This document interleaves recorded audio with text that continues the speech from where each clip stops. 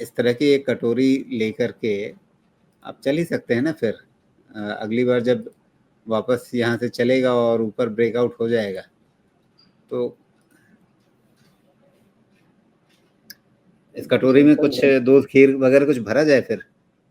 पूरा भरेगा राजू जी। जब निफ्टी नया हाई बनेगा तो जी रिलायंस नहीं नया हाई बनेगा, ऐसा होता थोड़ी है। लेकिन ध्यान रखिए कि रिलायंस हमेशा लास्ट होता है चलने में भी। अगर वो चला तो समझे कि मार्केट भी कहीं कहीं पीक पे आ जाएगा, लेकिन चलेगा।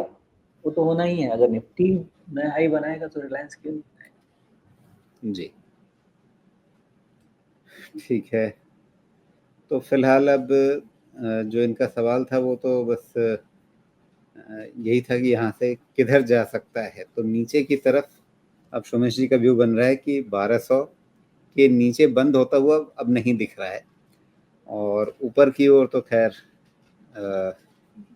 आप जितना लंबा टाइम फ्रेम लेकर के चलें उस हिसाब के लक्ष्य आगे दिख सकते हैं। उसके बारे में क्या ही कहा जाए।